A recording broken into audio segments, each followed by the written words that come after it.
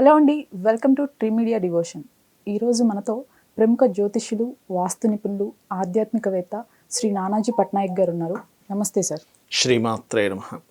Sir, July మాసంలో మిథున రాశి వారికి ఎలా ఉండబోతుంది సార్? మిథున రాశి వారికి కనుక చూసుకున్నట్లయితే రాశిలో గ్రహాల యొక్క సంచారం రవి, బుధుడు, శుక్రుడు వీళ్ళు ఉంటున్నారు. అండ్ దాని తర్వాత శుక్రుడు మారుతున్నాడు కూడా మిథునం నుంచి.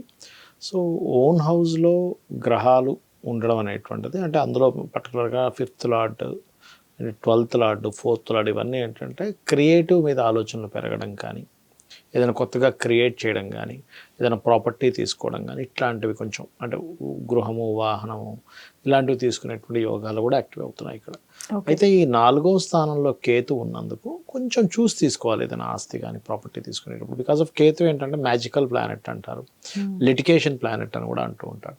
తెలియకుండా ఏదో తొందరపడి ఏదో ప్రాపర్టీ తీసుకుని అయ్యో తర్వాత ఇది ఎందుకు తీసుకున్నా, తీసుకోకుండాల్సిందేమో, కోర్స్ ఏదైనా తీసుకునేటప్పుడు కూడా అయ్యో ఈ కోర్స్ ఎందుకు తీసుకున్నాను అనేటువంటి థాట్ ఇస్తూ ఉంటాడు. మళ్ళీ అంటే ముందు తొందరపడి తీసుకోవడము, ఓకే, దాని తర్వాత తొందరపడి ఇన్వెస్ట్మెంట్ చేసిన తర్వాత మళ్ళీ ఎందుకు తీసుకున్నాను అనుకోవడం, ఇట్లాంటివి ఇస్తుంటాడు. కాబట్టి ఈ విషయంలో కొంత జాగ్రత్తగా ఉండాలి.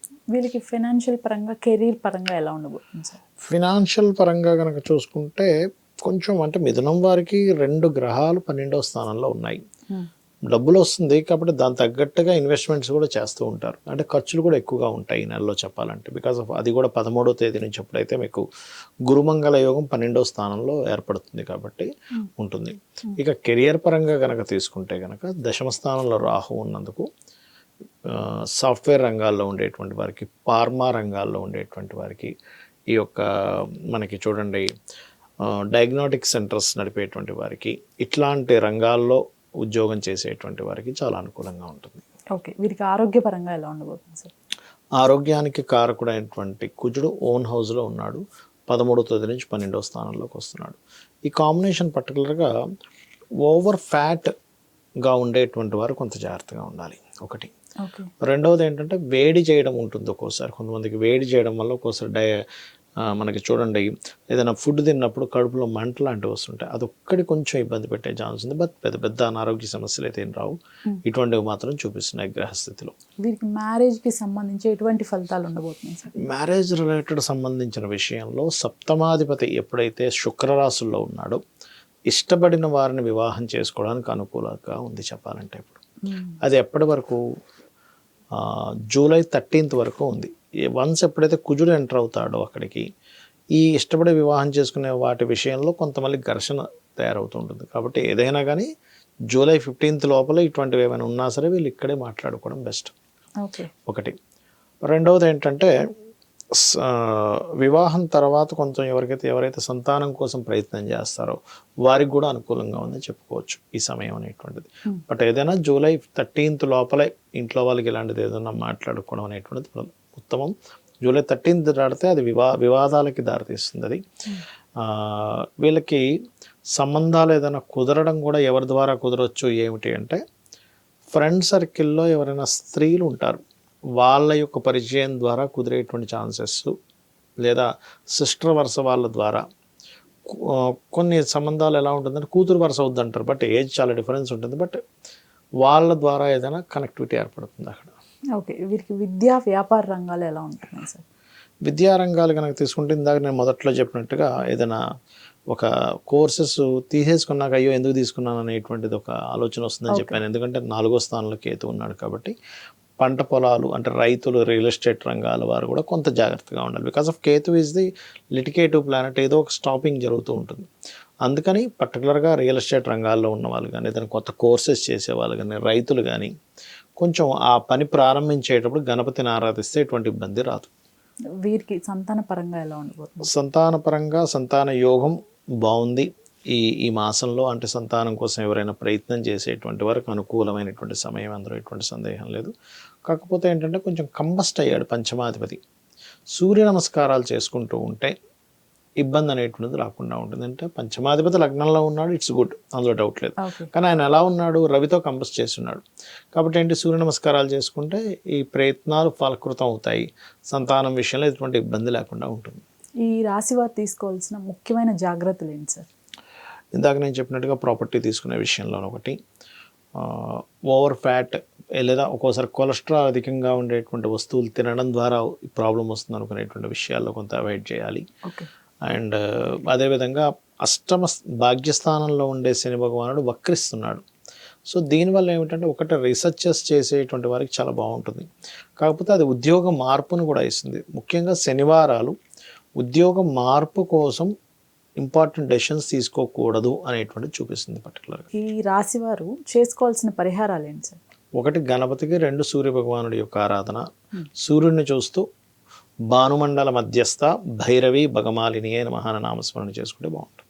ఓకే సార్, ఆ నామం మరొక్కసారి చెప్పండి సార్. ఓం భానుమండల మధ్యస్థ భైరవి భగమాలిని అయి నమః. ఈ రాశి వారు కాకుండా జనరల్గా ప్రతి ఒక్కరూ ఏవైనా చేసుకోవాల్సిన పరిహారాలు కానివ్వండి, లేకపోతే జాగ్రత్తలు కానివ్వండి, ఏమైనా ఉన్నాయా సార్? తప్పకుండా అమ్మ. ఫస్ట్ ఆఫ్ ఆల్ ఏంటంటే మనం యూనివర్సల్గా తీసుకున్నాం.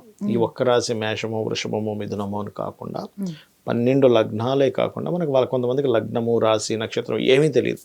కానీ ఇన్ జనరల్గా మనకి గోచారంలో అంటే ఇప్పుడు ప్రజెంట్ ఉన్న గ్రహాలు పరస్పరము వీక్షణ కానీ కలిసి ఉన్నప్పుడు కొన్ని ఎనర్జీస్ని రిలీజ్ చేస్తూ ఉంటాయి. ఎలా అయితే మనకి ఇప్పుడు చూడండి క్రోధినామ సంవత్సరం అంతా కొంత గొడవలుగా, ఇబ్బందులుగా, రకరకాల ఇదిగా ఉంటుంది అనుకో, అలాగే కనిపిస్తుంది మనకు. చూడండి ఎక్కడ చూసినా ఏదో గొడవ అట్లా ఉంటుంది.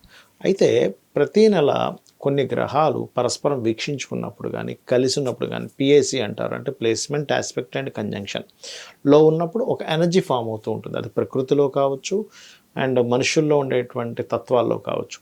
ఇది ముఖ్యంగా గొడవకి దారితీసేటువంటి యోగాలు ఎక్కువగా పనిచేస్తున్నాయి. కాబట్టి వీలైనంత మట్టుకు కూల్గా మాట్లాడుతూ ఉండడం బెస్ట్. అగ్రెసివ్గా వెళ్ళినప్పుడు అదేమవుతుందంటే పెద్ద గొడవకి దారితీస్తుంది. ఇప్పుడు ఎలా అంటే ఒక చిన్న గొడవ మామూలు మాట అనుకొని కట్ అయిపోతారు. అది ఒక్కొక్కసారి చిన్నది కాస్త చాలా పెద్దది అవుతుంది.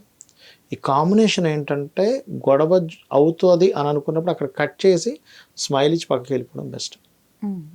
దాన్ని అగ్రెసివ్గా తీసుకుంటే అది చాలా అంటే లాంగ్ టర్మ్ గొడవల్లోకి తీసుకెళ్తుంది. అంటే మాట్లాడుకోకుండా కొన్ని సంవత్సరాల తరబడి ఉండిపోవడానికి దానికి దారితీస్తుంది ఒకటి. రెండవది, అప్పు చేసి బిజినెస్ పెట్టేటువంటి వారు మనం ఎంత అప్పు చేస్తున్నాము, ఎందుకంటే న్యాచురల్ 6th హౌస్లో కేతు ఉన్నాడు. ఎంత అప్పు చేస్తున్నాము, ఏ బిజినెస్ పెడుతున్నాము, దీనికి కనెక్టివిటీ ఉందా లేదా అనేటువంటిది ఫస్ట్ చూసుకోవాలి. చూసుకొని అప్పు అనేటువంటిది తీసుకోండి. అలా తొందరపాటు పడి, ఎందుకంటే సంవత్సరం వరకు మన కేతు కన్యారాశిలోనే ఉన్నాడు కాబట్టి 1 year వరకు నేను చెప్పే జాగ్రత్త ఇది. ఈ గొడవలకు సంబంధించింది మాత్రం ఆల్మోస్ట్ నెక్స్ట్ మంత్ 13th వరకు ఉంది కాంబినేషన్. అది మెయిన్గా చూసుకోండి. 13th తర్వాత అన్ని రాసుల వారికి ఏంటంటే గతంలో ఏదైతే ఉద్యోగం వద్దనుకున్న వాళ్ళు, మిమ్మల్ని వద్దనుకున్న వాళ్ళు, లేకపోతే మీరు వద్దనుకున్న వాళ్ళు ఎవరైనా మళ్ళీ రిటర్న్ వచ్చే ఛాన్సెస్ ఎక్కువగా కనిపిస్తున్నాయి అందరికీ కూడా. అది ఎందుకంటే శని వక్రగతి జరగబోతుంది. జరిగినందుకు ఆ యొక్క ఫలితాలు వస్తాయి అక్కడ. అది మెయిన్గా చూసుకోవాలి.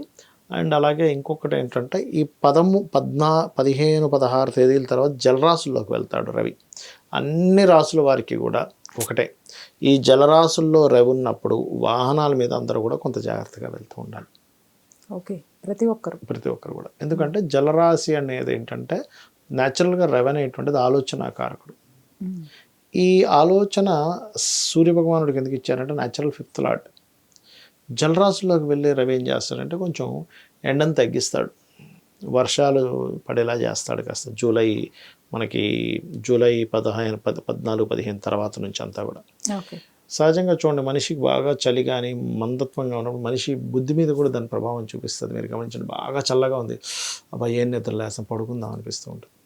అంటే ఏమిటంటే ఆ సమయంలో ప్రత్యేకంగా మీరు వీలైతే గనక ఆదిత్య హృదయ పఠనం కనుక చేసినట్లయితే, ఆలోచనాకారకుడు జలరాశుల్లో ఉన్నప్పుడు నిర్ణయాలు తప్పుగా తీసుకుంటూ ఉంటారు. కాబట్టి జూలై 14th, 15th నుంచి ఆల్మోస్ట్ ఆగస్ట్ 14th, 15th వరకు కూడా కాస్త మీ ఆలోచనలు అందరూ కూడా ఆలోచన తీసుకునేటప్పుడు కొంచెం జాగ్రత్తగా చూసుకొని ఆలోచన చేయాలి. పొరపాటు కూడా ఆ పర్టికులర్ టైంలో జలరాశిలో రవి ఉన్నప్పుడు అంటే ఇది ఎవరు ఆడకూడదు, కానీ కొంతమంది తెలియక ఈ బెట్టింగ్స్ అని ఇట్లాంటివన్నీ ఆడుతూ ఉంటారు. ఇటువంటివి చేయకూడదు.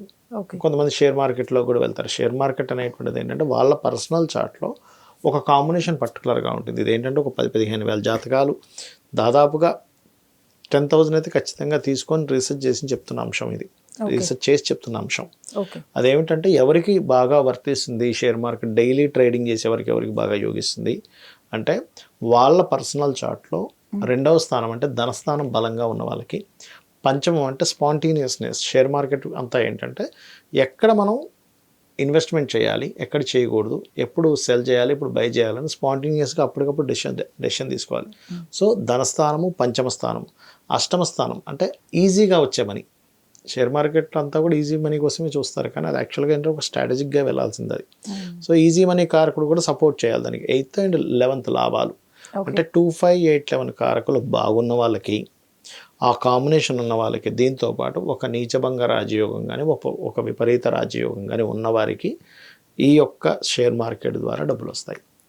అందుకని ఈ జలరాశుల ఉన్నప్పుడు షేర్ మార్కెట్ విషయంలో తప్పుడు నిర్ణయాలు కూడా జరుగుతాయి జనాలకి. అది కూడా చూసుకుంటూ నిత్యము గనక సూర్య నమస్కారాలు ఎవరైతే చేసుకుంటారో వాళ్ళకి ఇబ్బంది అనేటువంటిది కూడా ఉండదు. ధన్యవాదాలు సార్. శ్రీమాత్రే నమః.